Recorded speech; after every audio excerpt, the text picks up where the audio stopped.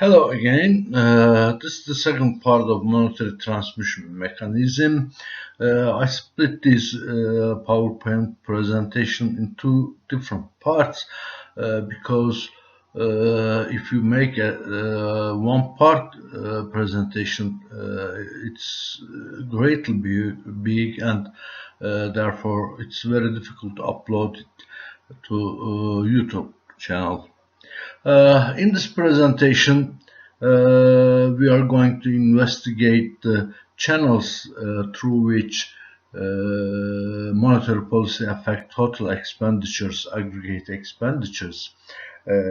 These channels work with consumption expenditures, investment spending, and net export channels in this manner. One of them, as we said, is the consumption expenditures. Therefore, let's begin with the consumption expenditure channels. These channels work with the stimulating factor as a stimulating factor with interest rates, total wealth of consumers, and availability of bank loans. Therefore, we can liquidity of the portfolios we can talk about. Let's begin with the investment channel, interest rate channel. Interest rates affect through which the total expenditures with purchase of durable consumer goods. The purchase of durable consumer goods is generally financed by consumer loans. For instance, approximately 70% of the cars sold in Turkey in 2019 used credit opportunities offered by the banking system. When the central bank follows an expansionary monetary policy that lowers interest rates, the consumer loans may also increase as well as spending on consumer durables, since the monthly payment amount will decrease in this case. Thus, we can talk about the effect of expansionary monetary policies in increasing durable consumer goods expenditures. We can summarize the process as you see on the screen. It has been found that this effect is very small in most of the econometric studies conducted on the monetary transmission mechanisms, monetary transmission channels. The second channel works with consumer total wealth of consumers.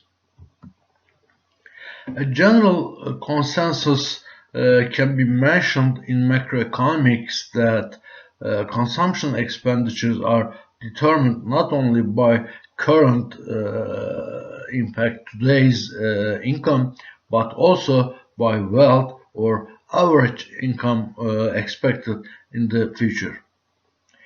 While the current income is constant, an increase in the value of wealth means an increase in the income expected in the future. Therefore, the observed increase in the value of wealth increases current consumption expenditures. This situation is called as wealth effect. Today, stocks and bonds form an important part of financial system, financial wealth. The central bank, for example, follows an expansionary monetary policy, and because of this interest rates fall, stock and bond prices will increase. This means an increase in the value of wealth and consumption expenditures. This monetary transmission mechanism can be summarized as you see on the screen. In fact, this channel, which we call wealth effect, contributes significantly to the power of monetary policy according to many economists. It's an important transmission channel of monetary policy. The other channel we are going to talk about is works with liquidity. As you know, liquidity is the ease of converting an asset into cash or another payment instrument in a short time without incurring a significant cost. To better understand this monetary transmission mechanism, let's assume that an individual has a portfolio of real and financial assets. Financial assets such as mutual fund participation shares, bonds and bills and stocks are more liquid than real assets such as house, cars and land. If you need cash unexpectedly, you can get the cash you need without much difficulty if your portfolio consists mainly of highly liquid assets. What you are going to do is, most of the time, by going to the financial intermediary, such as a bank, with which you are conducting your transactions, or by calling on the phone or via internet. However, in order to obtain the cash you need by selling one of the flats you own, you have to go to real estate broker, wait for the sale and pay a significant amount of commission. You may even be willing to sell your apartment below its value depending on the severity of your need. According to our explanations, spending on high-priced consumer durables may be affected by the liquidity distribution of the portfolio. The possibility of falling into financial distress negatively affects consumer confidence, and the purchase of such expensive items may be delayed. Let's consider an environment where the central bank cuts the taps of money in the face of accelerated inflation. In such an environment, interest rates will increase and bond and stock prices will decrease. Therefore, the value of the financial assets in the portfolio of economic agents decreases. And the share of liquid assets in the portfolio also decreases. If this change creates a possibility of financial distress, economic agents can postpone the expenses they plan to spend on expensive durable goods. When the central bank loosens its monetary policy, the interest rate will decrease and stock and bond prices will increase. In this case, the liquidity of the portfolio also increases. Consumers' trust begins to increase as the probability of financial distress decreases. As a result, spending on durable goods and production volume also increases. The transfer mechanism described like this regarding the monetary policy can be summarized as you've seen on the screen. As you have seen in your introduction to economics courses, housing expenditures are evaluated in investment in expenditures category, not consumption expenditures. In national income accounting system. However, the interaction chain outlined in this presentation applies equally to new home purchases, although home purchasing is not considered as consumption expenditures, rather it's considered as investment expenditures. However, with durable consumer goods, the liquidity of the houses is very low and they are difficult to sell quickly on market values. An increase in stock and bond prices increases the value of wealth again, and this leads an improvement in consumers' balance sheets. This reduces the chances of financial distress and creates a stimulating effect on consumers' new home purchases. The monetary transmission channel also works with the new possibility of buying new houses and through investment expenditures, and then again on aggregate expenditures. In summary, monetary policy affects total consumption expenditures by changing interest rates, value of wealth, and portfolio liquidity. Considering that consumption expenditures are the most important component of GDP in all countries throughout the world, even small-scale changes in consumption expenditures resulting from interest rate, wealth, or liquidity changes may result in significant change in total consumption expenditures and therefore aggregate expenditures or GDP. Now let's try to investigate the spending channels, and these channels through which as interest rates and as you know, other than interest rates, there will be bank loans availability, and also interest rate changes affect the common stock prices. Therefore, this channel is an important factor in affecting the aggregate expenditures. As you recall from your introduction to economics courses, investment expenditures consist of machinery, equipment, residential, non-residential building expenditures, and stock changes. As you can immediately assess, monetary policy can affect almost all of these components of investment spending. It's possible to mention 4 types of transmission channel where monetary policy can affect investment spending: interest rate, availability of bank loans, stock prices, and bank decisions to issue loans. Here we will consider each of these channels separately. Let's begin with the interest rate channel. The Keynesian transmission mechanism that we discussed at the beginning of our lecture covers all these channels. This is especially true for machinery and equipment and non-residential building expenses. In the analysis of the marginal efficiency of the investment, companies implement all of the investment projects with an expected return rate higher than the current interest rate.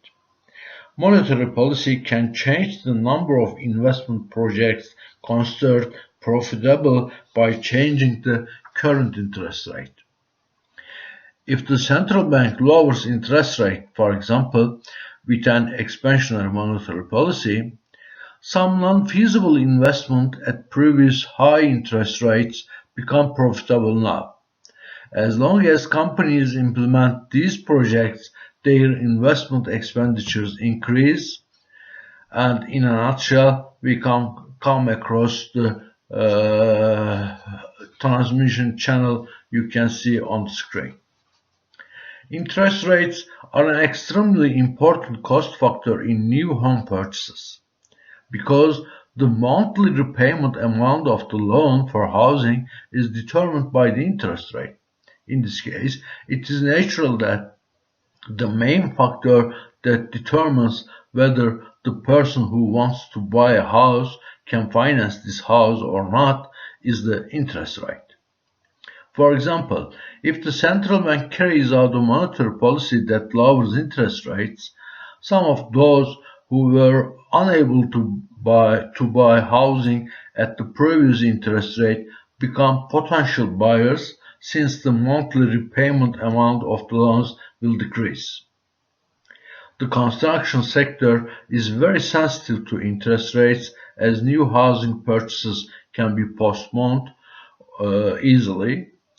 If we summarize, we can write down the transmission channel that works with interest rate you can see on the screen. The change in the country's stock is also considered as an investment in national income accounts. The change in stocks of a company can be voluntary, we mean planned, or mandatory, we mean unplanned. Firms prefer to increase their stocks when they are optimistic about future sales.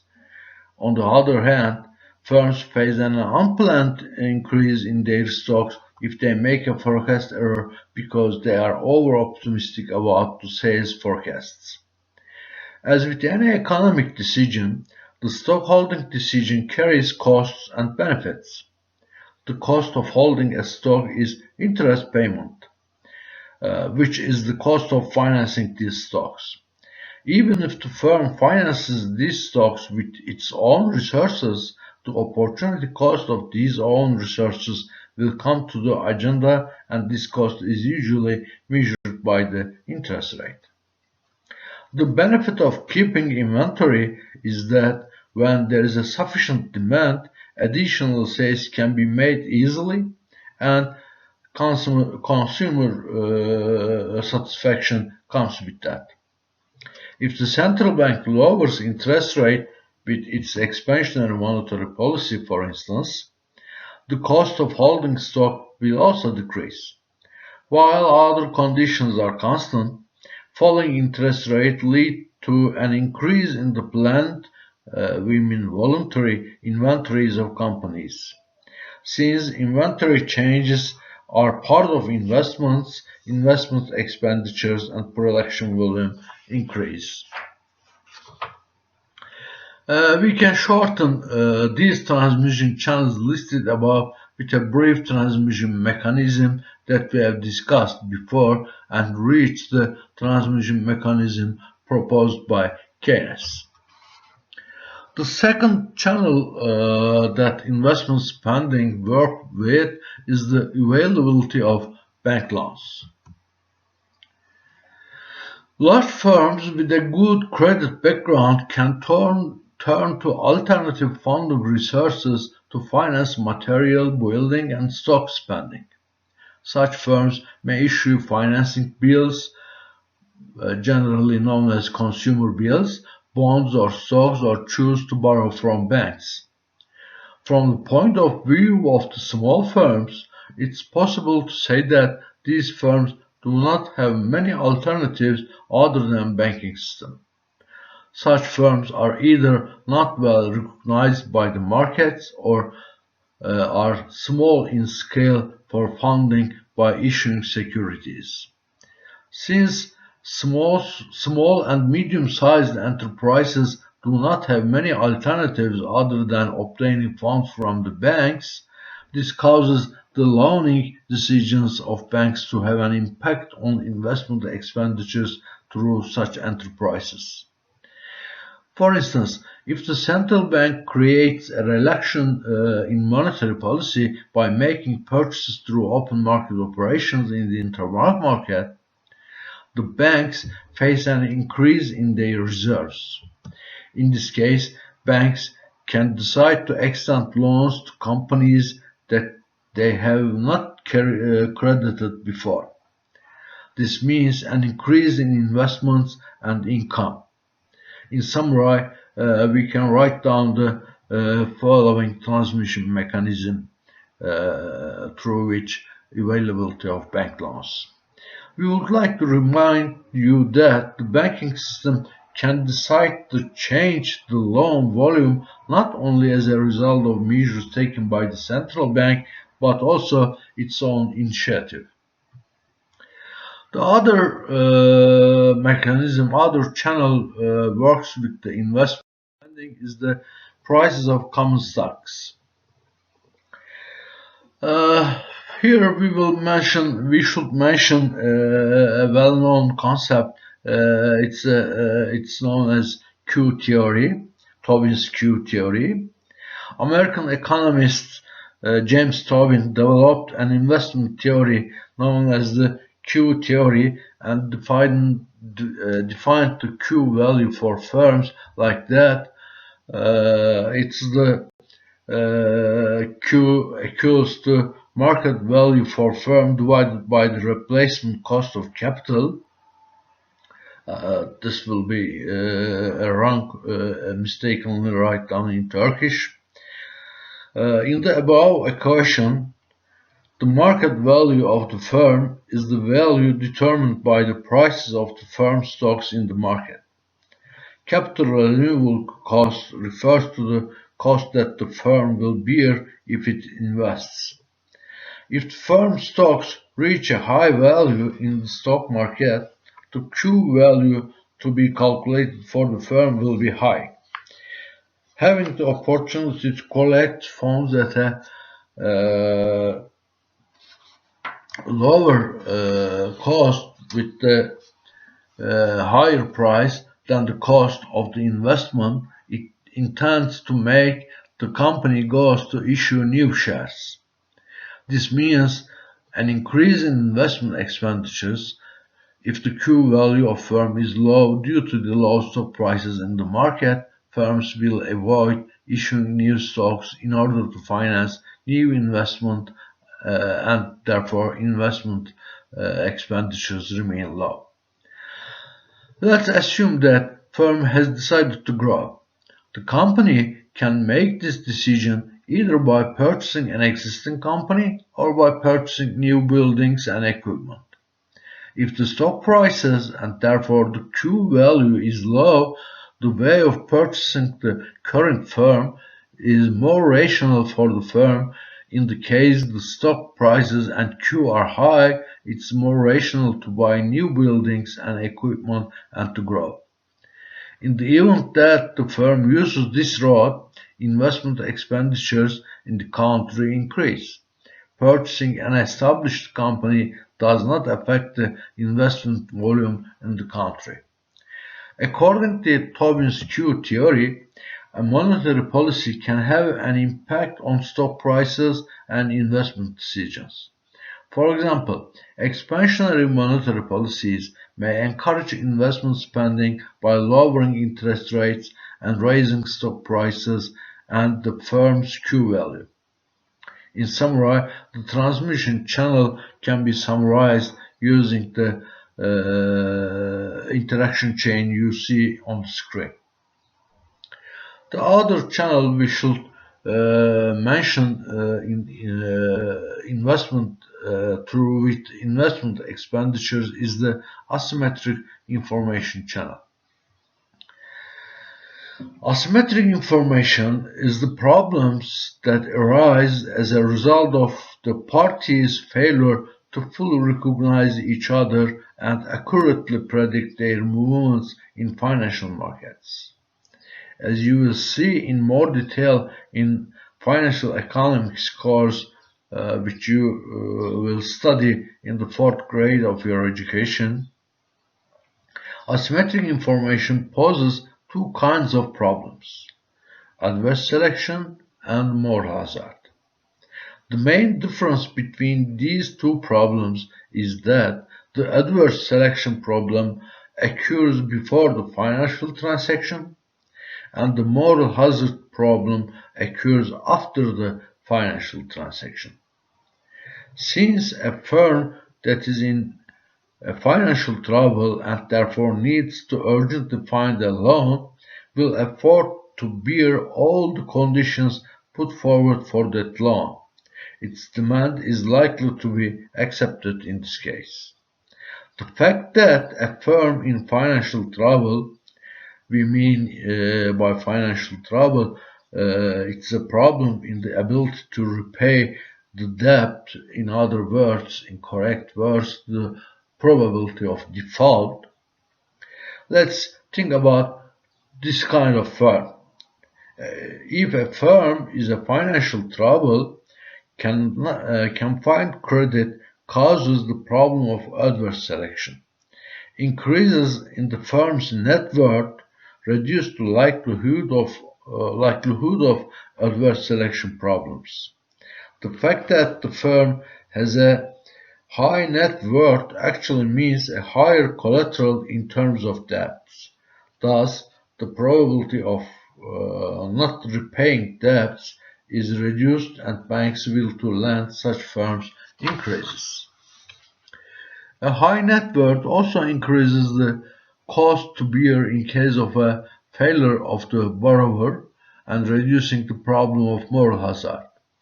The losses that a company with high net worth would bear if the business gets worse would also be big. Therefore, high stock prices increase the net value of the firm and reduce the tendency of this firm to undertake risky and adventurous works by borrowing.